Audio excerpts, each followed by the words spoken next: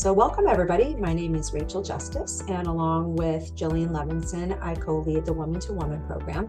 And we are thrilled for those of you that are joining us live and thrilled for those of you that are joining us on the recorded version, that we are going to spend the next hour learning from the wonderful friend of Woman to Woman, Emma Ehrenzeller, who is fantastic. And we are all in for an educational and wonderful experiential time. So I look forward to these sessions immensely.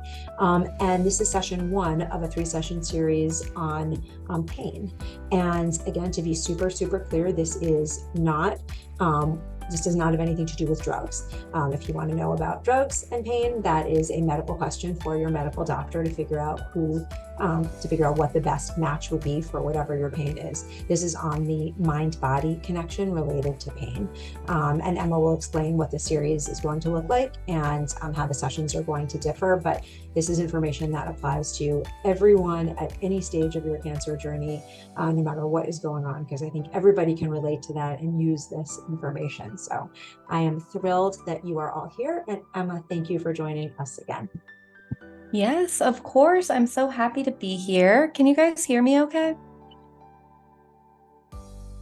Yes, maybe. Okay, great. I'm going to go ahead and start sharing my screen. Once it loads up, we'll get started. Okay, well, hello, everybody. I'm so excited to be back with Woman to Woman. I was talking with Rachel before this, and I think this is going to mark we're going on my 10th session with you all. So I know I see some familiar names around. I see some familiar faces in the Zoom, and I'm just really grateful and happy to be here again. I really, really love working with you all. And as Rachel was saying, pain is such a prominent part of the cancer journey, as you all know, and I don't need to explain. Through this series, we are going to be covering the different aspects of pain and the different factors which can heighten your experience of pain. So in the first session today, we're going to be talking really at a foundational level of how pain works in the body and the brain, and really, I think for some people, really shocking you some things about pain. You know, when I first learned this a few years ago, it really blew my mind in terms of how pain really works in our brain and in our body. In the next session, just so you guys have a long-term view of what we're covering, in the next session, we're going to be talking about more of the mental and emotional aspects of pain and how you can change those kind of factors to decrease your experience of pain, feel like you have more control over it. And then in the final session, we're really just doing a rundown of a variety of different pain management techniques. If you've come to my sessions before, you know that we do about 20 to 30 minutes of discussion, of lecture, whatever you like to call it. And then we shift into a guided group hypnotic meditation. So that will be the same for this series. And with every session, you're going to be leaving with tangible tools you can use to assist you in your pain management journey. So with all of that, let's go ahead and get started. Today, we're talking about the pain experience in the body and in the brain. A few things we're going to cover. One, what I just mentioned, really the path that pain takes, how it works, etc. We're then going to dive into how hypnosis can specifically be used for pain reduction. That's going to be the main tool you walk away with today. And then, of course, we're going to close with that hypnotic meditation for pain management. As we go through, if you guys have questions, please feel free to drop them in the chat and I'll answer them as we go along. I'll also pause at certain points and ask if anybody has any questions. At those points, please feel free to take yourself off mute. Let me know what questions you have. One final thing I'll mention, because we're getting started a little later than normal, I will let you know if I think we're going to go over with the hypnosis session. I think we are going to go slightly over 1 p.m. So if you need to leave early and just catch the remainder of the recording, please, of course, feel free. So as a quick introduction, I'll make this very brief, but hello, my name is Emma Ehrenzeller. I'm so happy to be here with you today. A little bit about me, if you're new here, I'm a North Carolina native. I have my background in public health, and I'm currently getting my master's in neuroscience. So I've just always been immensely curious about this brain-body connection. And hypnosis is really a tool that I very excitingly found out is a way that you can really enhance your mind-body connection to decrease pain, reduce anxiety, just generally create a happier and healthier life. So that's the work I do. Pictured here is me many years ago with my beautiful, darling Corgi Pearl. I love her and miss her very dearly, and she is much larger than this now. But that's a little bit about me. Let's go ahead and jump in. So I want to kick us off with 3 stories about pain. Let's start with Nancy. Nancy agreed to take part in a research study at a local university. The researchers were looking at the level of back pain, particularly low back pain that so many of us experience, low back pain that people experienced, and then the actual level of damage or lack thereof that was seen in their low back when they did an MRI. So Nancy goes through, she fills out her form. She's one of the lucky ones. She doesn't have any chronic low back pain. I envy her. But something kind of odd happens. When they get into the MRI, when they scan Nancy's back, they see that she actually has a bulged disc. And for a lot of people, a bulged disc is going to lead to moderate to severe pain. Yet Nancy doesn't feel anything. So Nancy is a unique case where there is damage and there's injury, but she has no pain. Next, let's take Charles. Charles is a construction worker, and one day on the job, something just not great, something kind of nasty happens. He has an 18-inch nail go through his steel-toed boot. He instantly begins wailing in pain. He is in pure, excruciating agony. Every little bump in the road on the ambulance ride just makes him cry out again in pain. It is horrible, just the most pain he's ever experienced. He gets to the ER. They carefully remove the nail. So gross. They then carefully remove his boot. And when they take it off, they find something really interesting. The nail, in fact, never even touched his foot. It didn't even puncture his foot. It only went through his boot. Charles had no injury whatsoever. He was able to walk out of the place just with a hole in his boot, yet he experienced the most excruciating pain of his entire life. So he had no injury, but horrible pain. And then let's take Angie. Angie had to get a limb amputated, let's say her left calf, a few years ago due to some medical issues. When she had this part of her body, she felt a constant kind of aching, dull pain there all the time, day in and day out. It was chronic. Something odd happens, though, when she does receive the procedure, when she has it amputated. She continues to feel pain in her low calf, even though the low calf is no longer there. So Angie doesn't even have the body part, but she's still experiencing that pain. I wanted to set us up with these 3 stories because they outline how peculiar pain can be and how really pain is happening at so many different levels of the body and the brain. That's really what we're going to be covering today and kind of outlining some of these pain mysteries as we go through. So for starters, I want to introduce you to a fancy neuroscience word. Nociception. Nociception comes from the word nocere in Latin, that means to harm or to hurt. And really, nociception is the step-by-step process of how our body and brain perceive damage to our tissue. So it's really like how our brain, how our nervous system encodes painful or potentially painful stimuli. It's the neural response, and it has a few steps. We're going to run through them really high level here, and we'll go into a little bit more depth in a few slides. But really, you have all of these different nociceptors. It's a fancy way of saying pain receptors in your body. So they're in your skin, they're in your organs, they're all throughout your body. And these receptors are looking for certain things. They're looking for chemicals that might be damaging. They're looking for extreme heat or extreme cold. They're looking for, let's see, like heavy mechanical pressure, like getting squashed or stretched too far. They're looking for all of these different things that could lead to tissue damage or are actually causing tissue damage.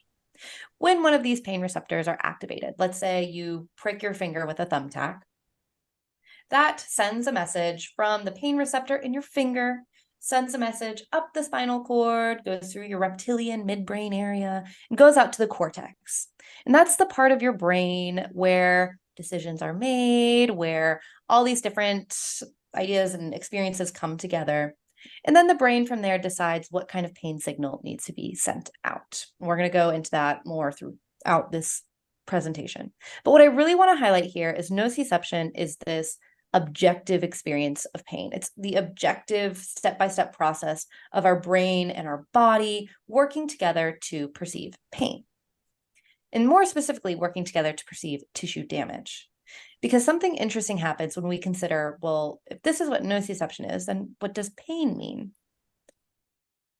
Pain actually has an entirely different definition altogether. So we all have nociception, unless you have no pain receptors, which I think some people are born without them, and that's a whole other slew of issues. Pain, if nociception is the step-by-step process of how the body and brain work together to identify tissue damage, pain is what we then feel because of that. Pain is a subjective experience. It differs from person to person. Two people can prick their thumb with a thumbtack, right? And they might feel very different types, intensity, and duration of pain because of that. And that's because pain is more of an umbrella term. It takes in all of these different factors, apart from just, the part of your skin that got damaged by the thumbtack, the actual tissue damage. Pain is also taking into account different mental factors like your mood, your stress, your hormones. All of these different things influence your experience of pain. So it's subjective, whereas nociception, it's the input and the encoding. Pain is the output. It's the experience you feel when there is some kind of potential, possible, or actual tissue damage. So I do want to pause there. I know that's kind of like an interesting concept that there's actually two different things happening. One's more subjective, one's more objective. Does anyone have any questions there? Okay, cool. If you have any question, Emma. Yeah.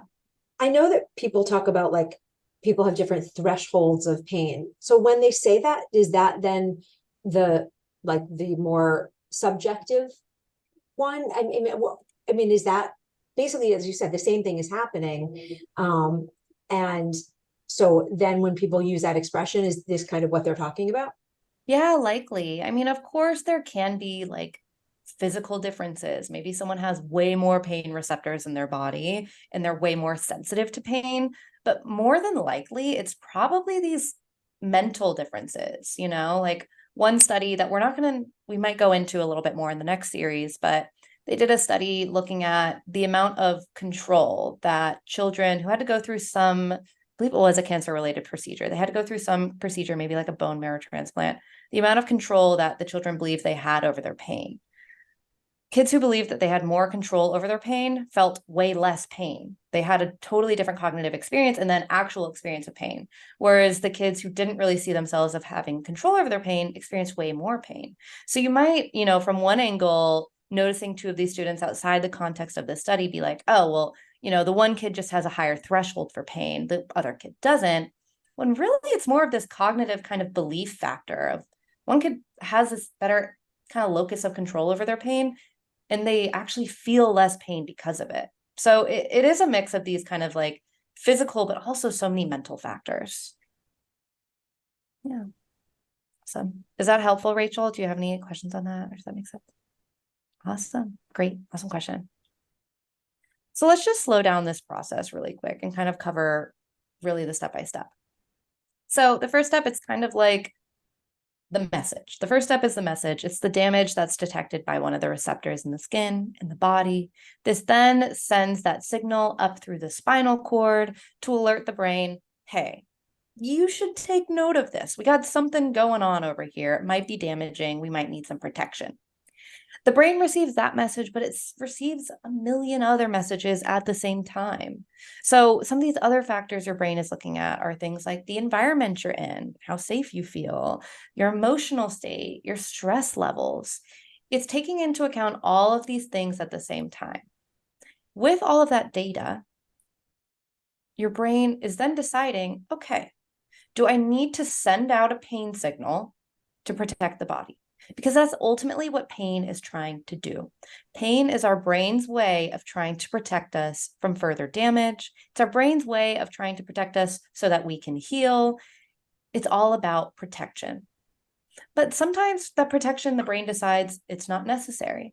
So I feel like we can all kind of think of an example of, let's say you're really stressed with a presentation at work, or you're in the middle of a presentation, or maybe it's 6 a.m. and your kids were running around and you were doing a million things trying to get them all set and ready for school. One of those kind of like high adrenaline, high stress situations that has a clear start and stop time. You get through that moment, you were so focused and zeroed in on that one thing you had to do. And then a few minutes after you're done with it and you can de-stress and you're fine, all of a sudden you notice that, whoa, you actually had a thumbtack in your thumb the whole time. You didn't even feel the pain. Or maybe you stop and all of a sudden you start getting cramps, like your body can relax. And so now the brain is like, okay, now we need to let you know about some cramps that are happening down here.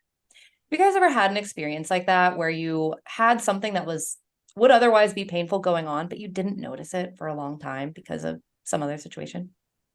Maybe yes, maybe no. That's kind of what we are talking about here when it's, the brain is paying selective attention when it needs to with pain. But this gets interesting when we think about chronic pain, because sometimes the brain is sending out consistent signals again and again and again about pain when maybe it's not as intense as the brain is sending out. The brain is just accustomed to it. So let's talk a little bit about chronic pain. So pain that persists for more than 12 weeks, pain that goes above that 3-month mark, that is going to be considered chronic pain. And I really wanted to include a specific note about chronic pain because it is, something that is so often core to the cancer journey, whether you are currently going through treatment or you're a cancer survivor and there are lingering effects from your experiences. Acute pain doesn't hit that 3-month mark. So it's something that happens, within 12 weeks. It's an injury, it's an illness, and it gets healed. When we think about chronic pain and also this idea of the pain epidemic, it's only been increasing from year to year to year. So about 1 in 5 Americans experience chronic pain. And again, this number is up from what it used to be. However, when we look at cancer survivors and folks on the cancer journey, it's about 33% of people who experience that regular, often daily chronic pain, almost 6 million people in the US. So when we think about pain management, chronic pain is especially important because this, unfortunately, is the kind of pain where the brain is just sending out these signals for pain when it's really not necessary, or maybe it's not necessary at the intensity that it's sent out all the time, right? But you're still feeling it, you're still having to deal with it, and it's uncomfortable and it's painful and it's all these things. So a few things that I want to note about the brain and pain before we continue on to talk about pain management. We're doing these in a little mixed up order. So the main thing to really take away from this fundamental understanding of how pain works in the body is that pain is perceived by your brain. It is an input of the body, but an output of the brain. Your brain is the one in charge and decides how much pain you feel, where you feel it, how long you feel it, all of these things. But one thing I want to make very clear, because sometimes I know the first time I learned about this, I was like, well, wait, is it all in my head? Like, what does that mean? No, this does not mean your pain isn't real. It doesn't mean you shouldn't have pain. It doesn't mean that pain is necessarily a simple fix. All it means is that no matter who is experiencing pain, in what form, because of what, or because of anything at all, it is always facilitated by the brain. If we go back to our 3 stories at the very beginning, everything happening here is facilitated by the brain, right? The lack of pain when there is an injury with Nancy, the extreme pain when there is no injury, and the pain and just the constant kind of chronic pain when there's not even a body part to feel it. Pain can happen without nociception. Our brain can create pain signals even if none of these little nociceptors, these pain receptors, are sending a message up to the brain. So again, if that is the case, it doesn't mean your pain isn't real. It doesn't mean it's a simple fix. It doesn't mean it's quote unquote all in your head. It just means the brain is the one who decides what kind of pain you feel. And it does that if it decides you need protection in some way or another. So when we think about pain management, the fact that pain is controlled by your brain is actually a really good thing. Because we are these highly evolved species, we have a lot of kind of like top-down controls that we can do. We have a lot of different ways we can change our brain's response to ongoing chronic pain, and also the different factors that elevate pain, whether it be your stress levels, your mood, your beliefs about pain, health, treatment, kind of like I was talking about earlier. All of these different things you can change cognitively. It doesn't mean you'll never experience pain again. That's not the goal. And it doesn't mean you will always be in control of your pain no matter what. right? Perfection isn't the goal, but equipping you with new tools to help you feel more in control of your pain and find more comfort in your body. That's the ultimate goal. So I do want to pause here. We're going to go a bit more into pain management after this, but I know this is like a lot of info about the brain, the body, all of that. Does anyone have any questions about that or things that I can clarify before we move on? Okay, cool. So, Just yeah, one question. go ahead, Joan. Yeah, I'm trying to sort of formulate the question. Do you feel that the techniques that can be used in acute pain are different than the ones that can be used in chronic pain? Yeah, so it's kind of like a Venn diagram. The tools that you can use for acute pain, like today we're going to talk about hypnosis, and hypnosis will be really helpful for acute pain. Like even if you're actively going through a treatment, if you're preparing for a surgery or going out of a surgery and dealing with the after effects of it, hypnosis will be helpful to guide your body into a state of relaxation, calm it down. And ideally, for a lot of people, hypnosis helps them release the pain from that area, whether it be for the time they're in hypnosis, a few hours after, or in a very long-term kind of way. It really just depends on the person. So it is kind of a Venn diagram, but you can also use hypnosis and some of the other tools we'll talk about. I'm going to equip you with more than just hypnosis. They can help you with those long-term aspects of chronic pain. So like I mentioned, the beliefs about health, pain, treatment, your beliefs about what kind of pain you should be experiencing influences the amount of pain you experience. So if you can change what you believe about your pain in the long term, that can help you decrease your amount of pain. So please let me know if I forget the original phrasing of the question, but there are tools for short-term and long-term management. And generally, the things you do in the short term will also help you in the long term. Does that make sense? Yeah, it makes complete sense. I guess Awesome. the question is when does and this has been an ongoing thought process for me. When does the pain in even using mind-body techniques, Mm-hmm. the pain is persistent? Is that then dominated by the brain or is that dominated by the wound? Well, that depends. So, that depends on what the wound is. And if I know, Janet, I see that you have a raised hand, but to help answer your question, Joan, I'm going to go into the next slide.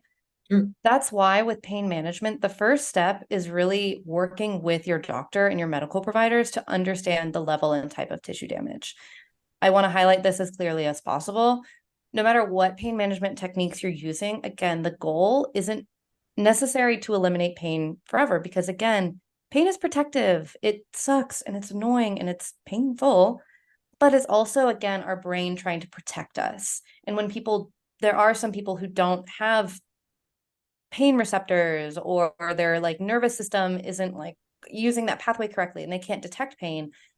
They tend to have really bad injuries and shorter lifespans because they aren't able to detect the issues that they have. So when you are embarking on using new pain management tools, aiming to embark on a pain management journey, it is important to take step one of understand, okay, what is the wound? What is the damage? What kind of pain do people normally feel for something like that? Of course, we know pain is subjective, but it is helpful to know, if I have a splinter, that's not going to be agonizing pain. But if I'm feeling agonizing pain from a splinter, there might be something cognitively happening that maybe I need to change how I view the pain, my stress levels, my mood, any number of things. So that's really going to depend on the person, Joan. And that's where you get to work with your provider and understand, is there something else going on here that we don't totally know about the body and the wound yet? Is that helpful? Very, thank you. Of course. Yeah. And Janet, I see you have your hand raised. You can go ahead and go off mute or share in the chat. Okay. Yeah, I was wondering, so my daughter has Crohn's disease, and Mhm. whenever she has to go someplace, and she knows it's going to be a long ride, she gets terrible pains in her stomach. Mm. And I was wondering if hypnosis can help with that. She gets very nervous. It's all in Mhm. her, I mean, it's not all in her mind, but her mind makes her condition worse. Right. Well, it's kind of like that feedback loop of like, okay, I know I have this issue and I know that I'm not going to have the same access to going to the bathroom or maybe the specific foods I like to eat all these different things that make me comfortable. So it's kind of like that feedback loop of like, I have this, but because of how I know it will constrain me when I go on a long road trip, whatever it may be, now my anxiety is increasing. And oftentimes that now increases the pain I feel in multiple ways. An interesting thing about Crohn's, IBS, celiac, like all these different diseases, just as a side note, chances are your daughter has dove into this already. But we actually have like a brain in our gut. I think we have like 500 million neurons in our gut. So we really have a small brain in our gut, which is really interesting. And if you guys have heard of like serotonin, it's a mood, sleep, does so many things for us. Neurotransmitter chemical in our body and brain. The majority of our serotonin is actually produced in our gut. So all that's to say, as a side note for your daughter in experiencing Crohn's, the gut-brain axis could be something really interesting for her to look into. But yes, that being said, hypnosis can be very helpful for people with IBS, Crohn's, etc. I worked with a client a few weeks ago who had IBS. And our focus was noticing what was triggering her anxiety, because what triggered her anxiety then triggered her IBS. And so when she could find more control over her anxiety, her symptoms improved a lot. They'd still come up from time to time, but she would be more equipped to handle them. And she was seeing them happen less and less frequently. So absolutely, it's this feedback loop between the brain and the body always. Right. So yeah, Yes, that's Joanna. what I was hoping for. I see her make herself sick sometimes over it. And she does go a lot of places. Yeah. She's very busy. So yeah, it would definitely help her. Thank Absolutely. you. Of Yeah. course. Of course. Any other questions before we move on? Cool. Great questions, guys. Thank you. So Joan, this kind of piggybacks off of the rest of your question, or your question about acute chronic, pain management techniques. So the first step is really important to understanding what is the damage with your medical provider, right? That's the baseline.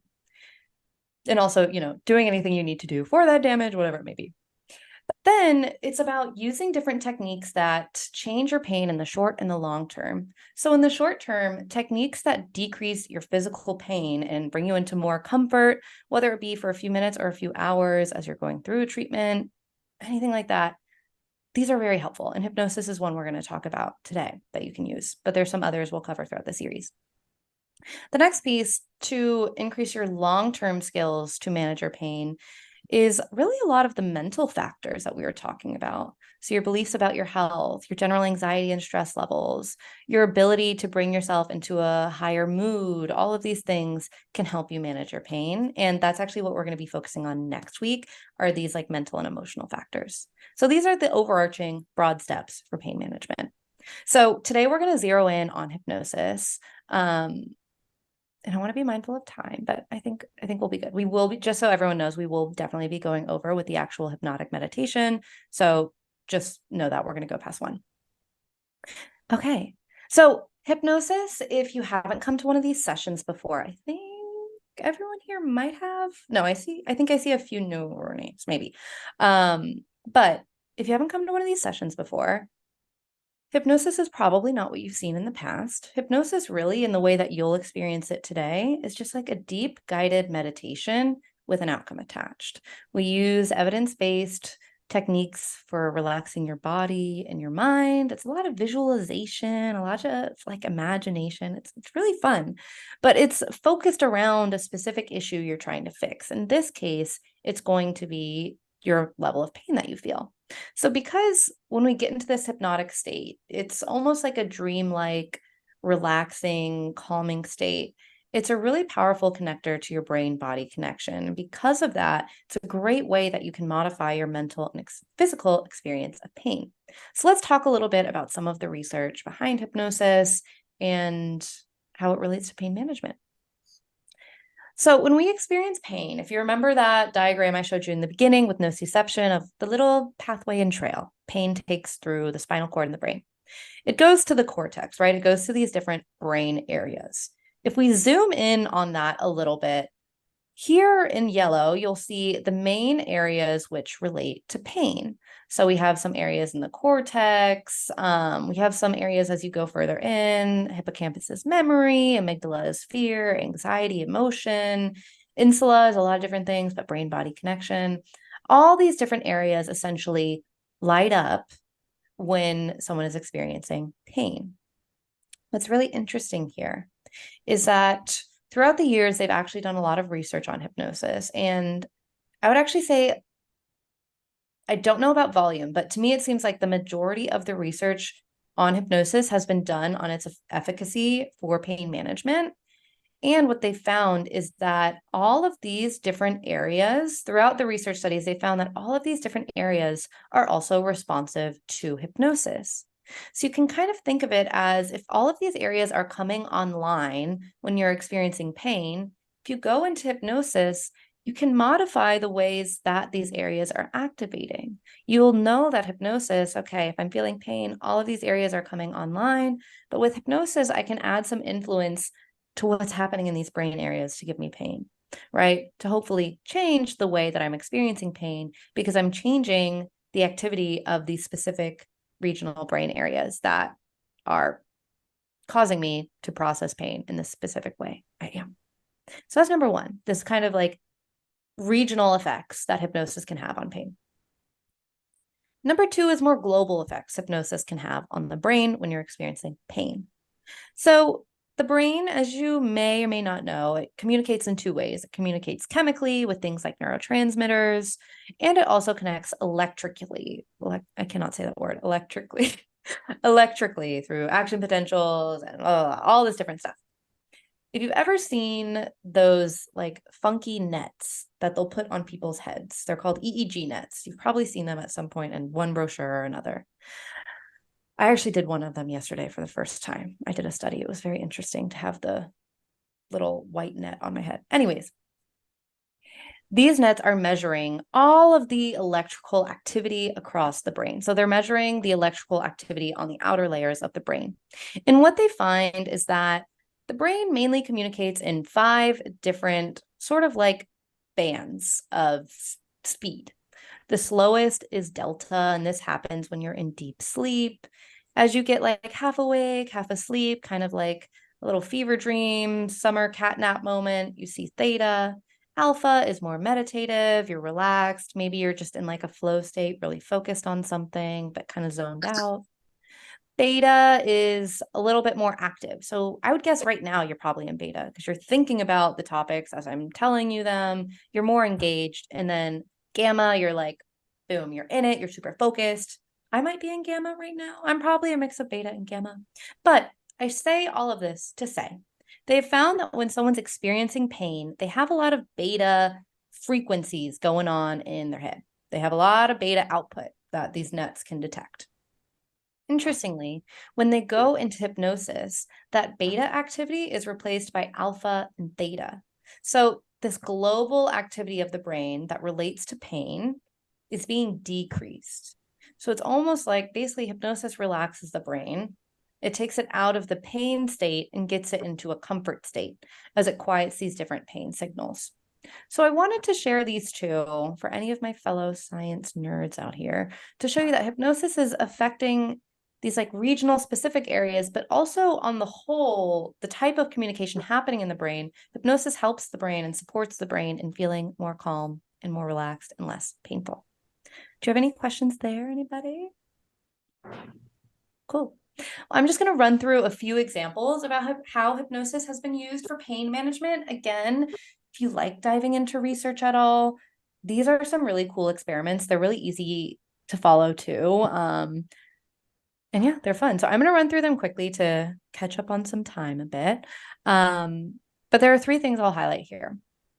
The first study was done in the late 90s. Sorry, I just saw something come up on this little red mark. Zoom always has a new feature I don't quite understand. Okay. Anyways, the first one was done on children who had to go a bone marrow transplant as part of their cancer treatment. And this can be, as some of you may know, it's an extremely painful procedure. They were put into 3 groups. One group received hypnosis, one group received cognitive behavioral therapy, and one group had nothing apart from what they would normally get. They had no additional intervention. What was really interesting from this is that the groups who received hypnosis and CBT saw less pain. They felt less pain in their experience, but the hypnosis group also showed less anxiety. And to kind of call back to your question earlier, Janet, the hypnosis helped them get out of that spiral of more anxiety, more pain, more anxiety, more pain, right? They were able to go into the procedure feeling calm, feeling okay, feeling neutral. The CBT group had less pain, but they didn't have that same mental difference. And so I just like that it really ups the ante with hypnosis, helps on a few things. However, we will be talking about some CBT techniques next week for helping with pain management as well. The next one, which it can be especially applicable here. There's women who are going into various types of surgeries for breast cancer. They were split into two groups. One received hypnosis, one did not.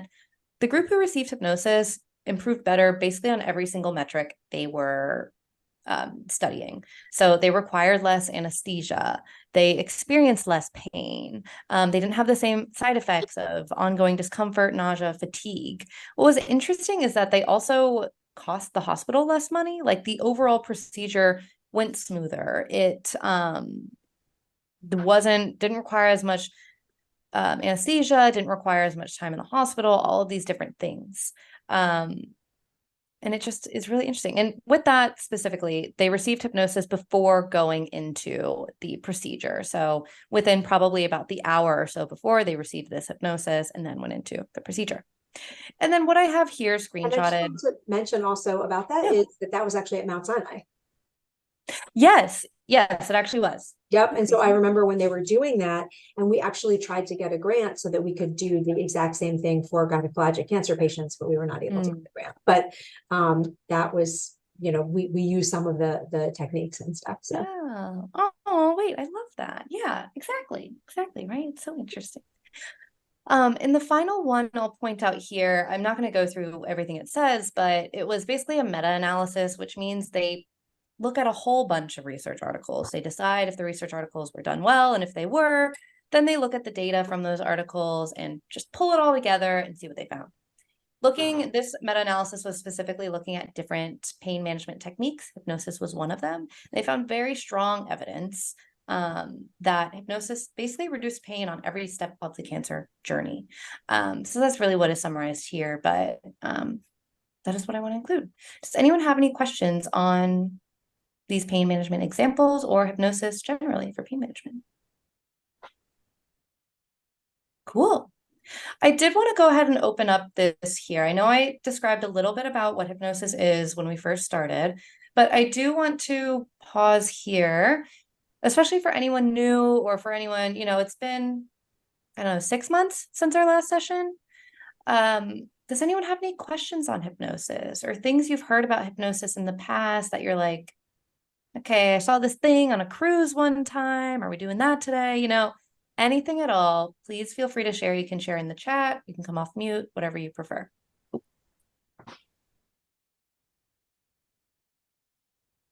Okay, cool.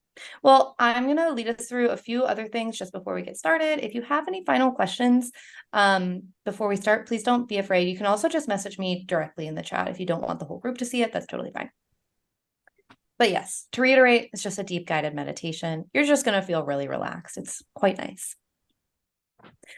Alrighty, and you might have seen this in one of our sessions in the past, but again, I just like to put this on the screen. It's a hypnosis disclaimer, and it feels especially pertinent for this. Hypnosis, pain management, all of this, it's not a substitute for medical attention. Doing pain management techniques does not mean you do not, continue working with your doctor, continue working with clinician. If anything, it's even more important to continue working with them to assess what kind of damage is there, all of that.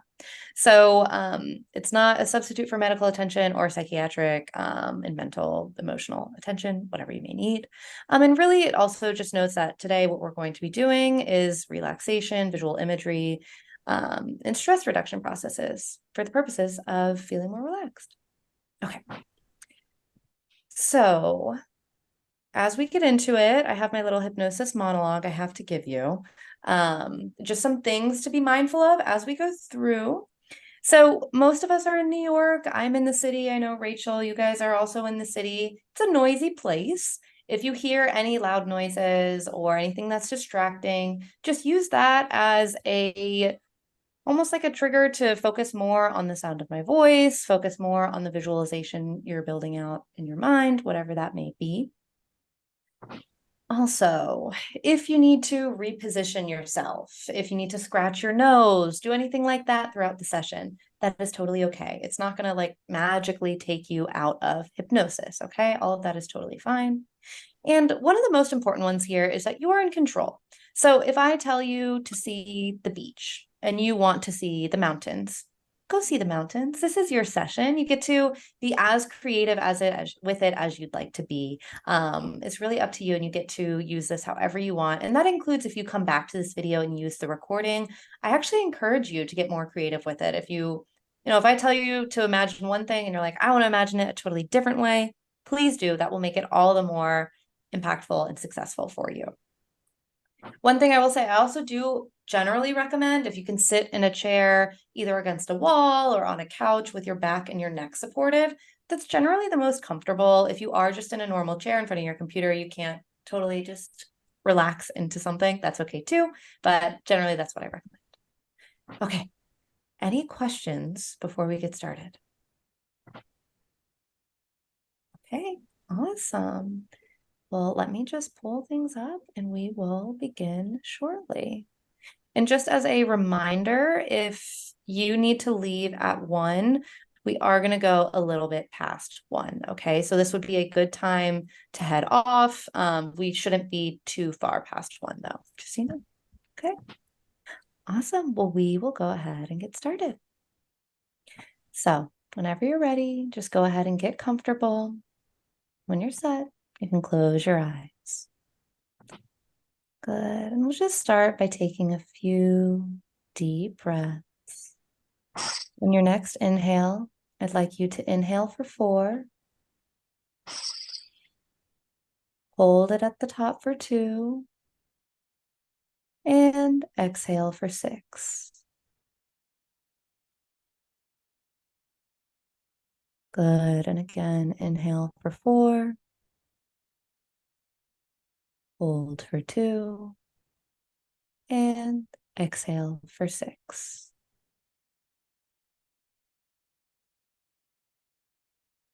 Good. And one last time. Inhale for 4.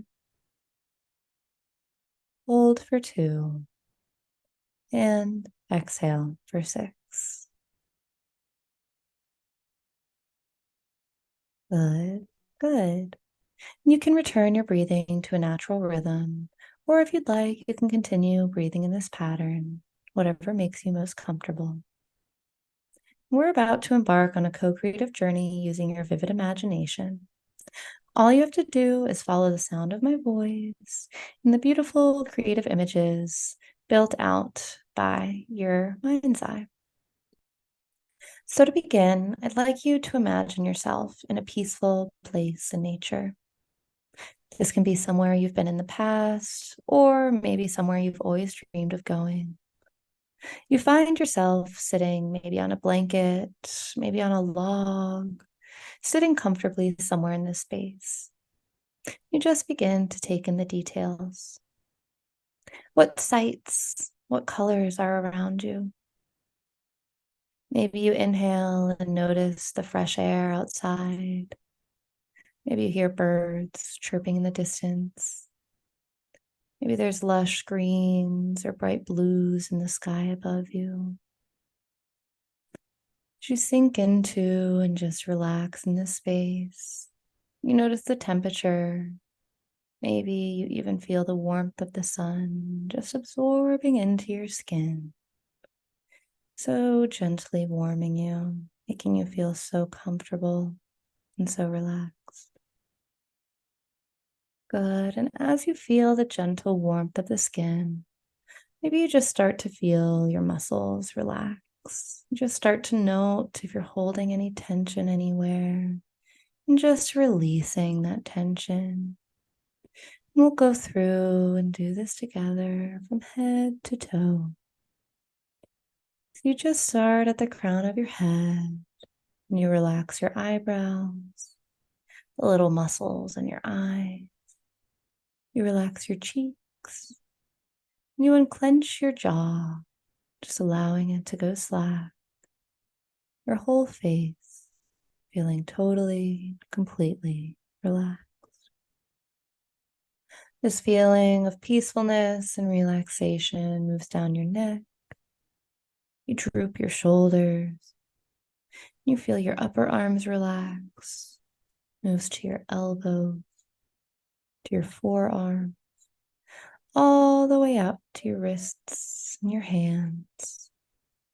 Maybe for a moment, you even feel this relaxing energy just pooling at the palms of your hands, collecting in this space before it extends out past the tips of your fingers. Good, good. And you just feel this relaxation move down your chest. You release any of your abdominal muscles. And finally, you just feel the sense of relaxation move down your thighs. You relax your knees. Relax your calves. All the way out to your ankles, the bottoms of your feet.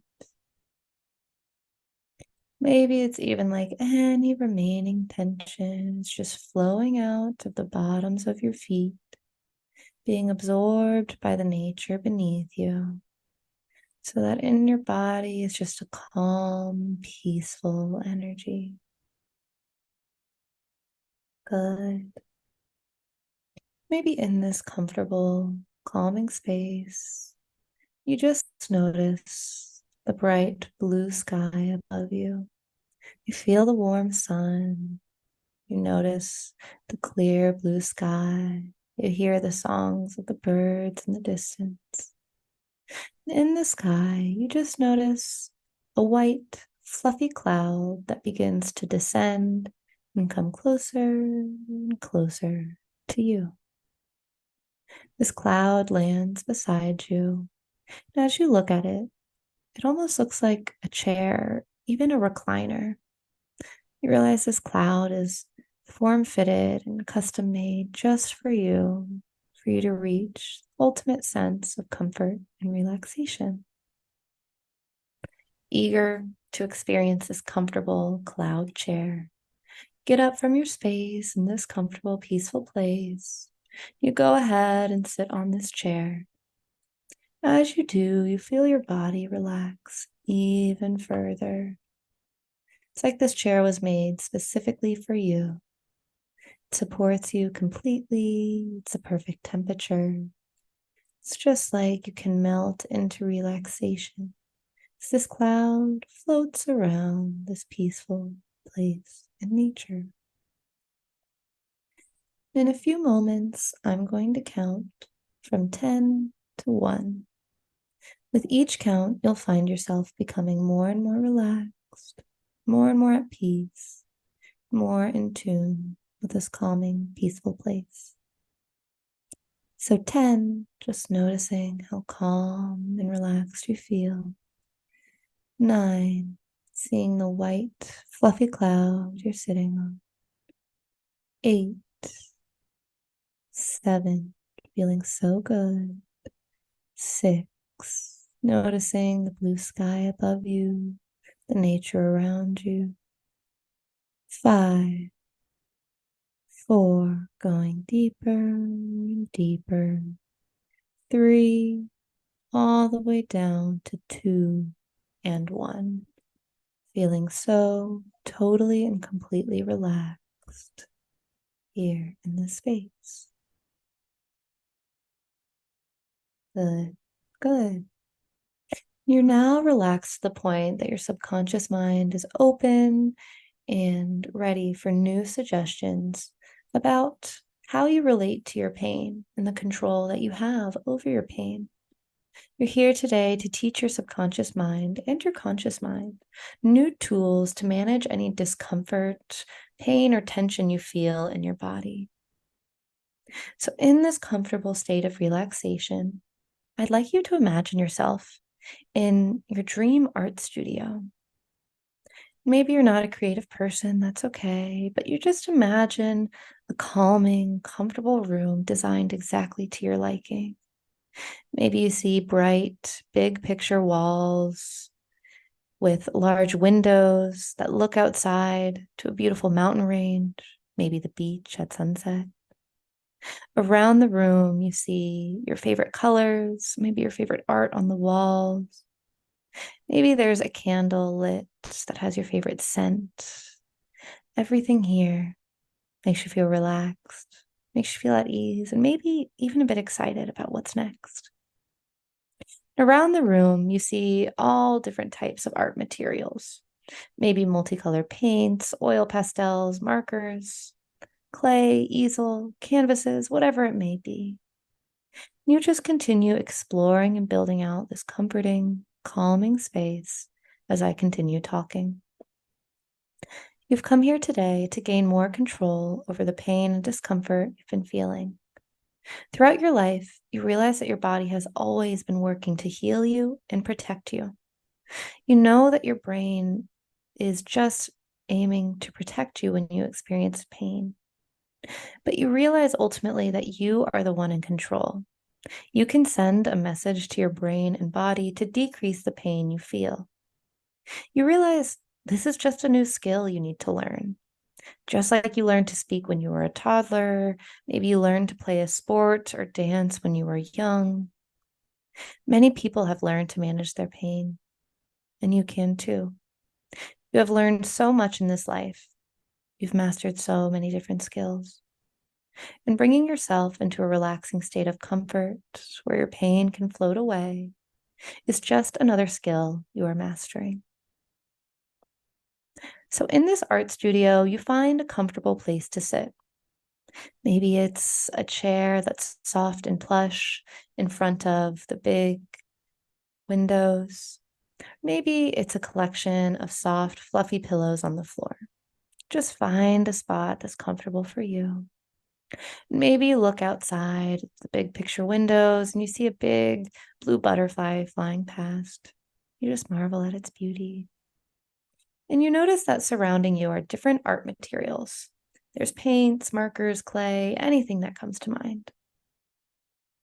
And as you're here in this safe, comfortable place, I want you to bring to mind the place in your body which has been causing you pain. Good. Just trust whatever comes up. And as you feel safe, warm, and comfortable, I want you to send your focus to this area. And as you do, I would like for you to give your pain a shape and a color. Just imagine, if your pain was an object, what would that object look and feel like in your body? Maybe you see it as a sticky green ball. Maybe it's a black box with pointed edges. In this calming space, you just notice the weight, shape, and color of your pain, if you had to give it one. And as you visualize your pain this way, you realize it's time to change it. You are tired of this pain having control over you, and you are ready to increase your control over it. You know it's possible, and you know it's time to give yourself the comfort you deserve. So, feeling inspired and ready to finally release this pain, begin to change and remold that object you imagined. You see it beginning to change. Maybe it becomes softer, maybe it shrinks, becomes a duller or a gentler color in your body. And with every change you make, you feel your pain release.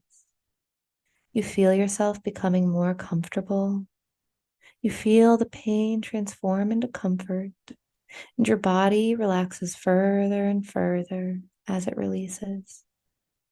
It's like the pain is melting away into total and complete peace. Feeling inspired in this art studio, you can use any art tools around you to change the pain. Maybe you painted a different color. Maybe you use clay to mold it into a softer shape. You just follow the cues of your subconscious mind to change this pain into something small, something soft, something that provides lasting comfort.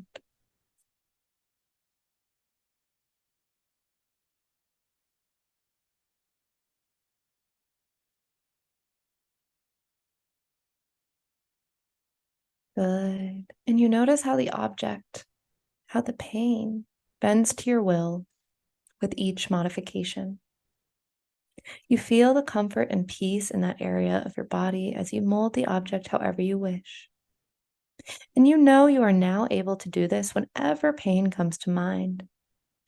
You will change it and shrink it, fade it, squash it into something small, faded and pliable that bends at your will. And every time you imagine your pain this way and change it as you please, you feel the sensation of comfort and relaxation enter into any areas you need peace. It's easy for you to create comfortable sensations in your body. It gets easier every time you practice it. You feel in control of your pain, and comfort is your natural state of being. So now that you have this power, in the future, you replace any negative sensation with peace, comfort, and warmth, just like you're experiencing here in this safe, comfortable, and secure room. Good. And finally, in the corner of the room, you notice a bucket that's almost radiating light out of it. You're curious and you walk over and you notice that it's a bucket of gold paint, but it almost looks like pure sunshine radiating out of it. As you get closer, you go ahead and put your hand into this radiant golden paint. And as soon as you do, it's like a calming, healing energy flows throughout your entire body. Maybe you see, maybe you feel this golden energy moving from your hand, bringing a feeling of warmth and peace to your chest. It flows through to your head, it fills your abdomen and moves down your legs. And you feel the sensation of calm, joy, and comfort moving and swirling all throughout your body. And this golden energy is here to find any remaining areas of discomfort and relax them. It's a golden healing energy. And you just take a moment to allow this energy to release any other areas holding tension. Good. And as it reaches those areas, you feel a loosening, a release. And eventually that area is as comfortable and neutral as any other part of your body. You feel completely pain-free and normal, full of the swirling golden energy. This energy will continue flowing through your body after today, increasing your health and vitality, making your body feel more and more comfortable. You now know what is required to release pain, and you know how to send healing and comfort to anywhere in the body that requires it. And in the days to come, you'll start to notice all the subtle shifts that happen within your body, even when you sleep at night, as this beautiful energy continues to work on your body. And when you awake each morning, you find that you're full of vitality and life, eager to go about your day in the best way you can. And this golden energy will continue to support your highest health and healing, targeting cells that need to die away, releasing pent-up tension, and increasing your energy and vitality. Good. And any time in the future you feel pain or discomfort, you return to these tools. You imagine yourself remolding and releasing the pain in your mind, or you send the golden radiant energy, the calming energy to the area that needs it, feeling release, warmth, and comfort. You've mastered the skill of relaxing and creating comfort for yourself, and every time you practice this, you find it easier and easier to ease tension out of your body. And finally, you know too that the brain and the body will signal damage and discomfort and pain when they need to. You trust your body to let you know when something needs attention. But in your day-to-day life, you know how to lighten and eliminate pain, trusting in your ability to create relaxation and comfort in your body. Good, good. Righty. And in a few moments, I'm going to count from 1 to 5. At the count of 5, you'll open your eyes, feeling completely awake, rejuvenated, and alert, ready to go about your day. So 1, just beginning to tune into your body, 2, maybe you flow slightly side to side. 3, wiggling your fingers and toes. 4, eyes just opening. And 5, opening your eyes completely, feeling wide awake and alert. All righty. Everyone, take your time coming back. And when you're ready, if you want to, I would love to hear as you're kind of coming back into life. I would love to hear anything you noticed from that or anything you felt during that, if you feel comfortable sharing.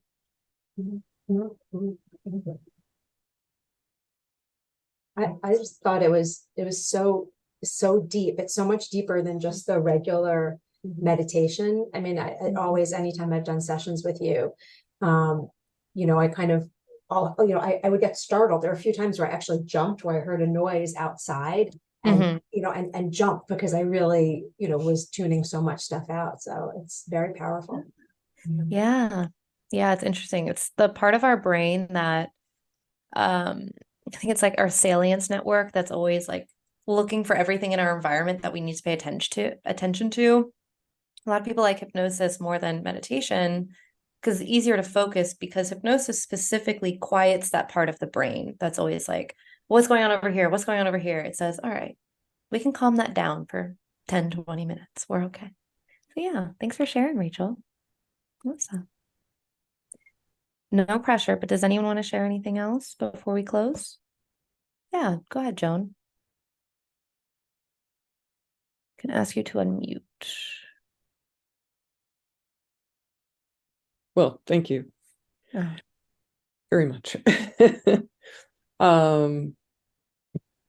So it always takes me a while to be able to talk after having this kind of deep experience. So excuse me. No, take your time. I have to thank you. My body feels completely relaxed. Okay. Talking about pain, I was beginning to feel a little pain in my little toe, but that all came to a quick end. Good. Yeah. And I'm just amazed at how my whole body feels very relaxed. And the golden light is always, I remember it from last hypnosis that you've done. And yeah, we did something similar in the energy healing one. Yeah. I find it quite profound. So I thank you very much for sharing it with us. And so when are you going to do your recordings? Well, Rachel, these are always recorded and you guys can access them anytime. So that I know Rachel, they can access through the library you can do this, like scroll to like 45 minutes in and then just listen to the recording. You can do it before bed. You can do it before a procedure. You can do it whenever you want, just not when you're driving, to be clear. Don't do this while you're driving. But yeah, of course. No, I meant not this. I know we can listen to these recordings. Yeah. Have you ever thought of doing like a whole bunch of MP3s? And I do. Well, we can connect offline about that, Rachel. I don't know if you want me to go into this now, but I do have an entire library of recordings that I can send you the information for. So that is definitely something I have available. I have like 40 recordings you can access. Wow, great. Yeah. Very, very interested. Thank you. Awesome. Yeah, we'll connect on that later. Yeah, definitely would love to equip you with those. Awesome. Janet, I see your hand raised. Go ahead.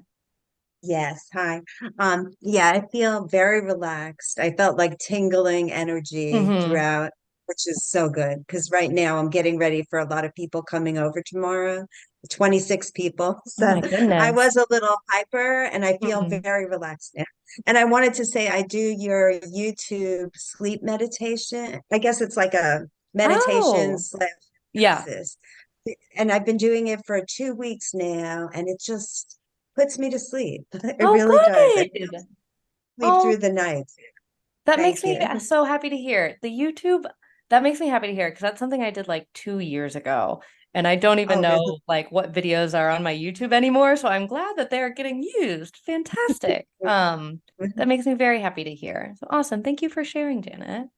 Thanks. Also, can you put in the chat like how to reach you? Because I'm thinking of maybe having my daughter go for a hypnosis session. Yes. So I will share it in the chat, but it's also on this page.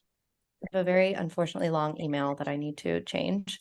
But here's my email. You can email me anytime if you guys have questions about this. If you're curious about other resources for how you can continue hypnosis on your own time or use it for something specific, I'm here for any questions you have. I would love, love, love to connect with you. So that's my contact, Janet. But yeah, Sherry. Thanks. Of course. And yeah, any other final questions before we close out? Awesome. Well, to sum up today, you have a new understanding of the brain. You can go to your doctor and say that you're experiencing nociception in a certain way, and maybe they'll be like, I haven't heard that word since med school. What are you talking about? Or maybe they'll say it's normal. I don't know. It depends on your doctor. But you also know how to use hypnosis for pain management, and you have this experience of hypnosis. You'll have this recording you can use anytime you want, as well as all of the other recordings in the Woman to Woman library. So feel free to bounce around all of those because I know we've done a lot together. Our next session is going to be the mental and emotional aspects of pain, how they relate to your brain and how you can change them to decrease the pain that you experience. It'll be the same time next Thursday at 12 p.m. And yeah, if you have any questions about today, any questions about resources that can be helpful for you going forward, my contact info is here and in the chat. So all in all, thank you guys. This has been wonderful as always. I always love connecting with you and working with you. So thank you so much for this. Thank you, Emma. Wonderful as usual. So interesting. And even though, you know, there is sort of a common thread for the sessions you do in terms of the structure, it's always new, interesting, relevant, and incredibly helpful information. So we appreciate the enormous effort you obviously put into planning these sessions. Again, I assume you're learning as you do some of them also. Oh, yeah. We know you're doing all this research specifically for our population, and we're just so grateful to have you as part of our community. So thank you. I hope everyone has a wonderful day. Pain has been decreased if you had any, and look forward to seeing you all next week. Thank you. Thank Bye. you. Thank you. Thank you, Bye. everyone. Bye. Bye.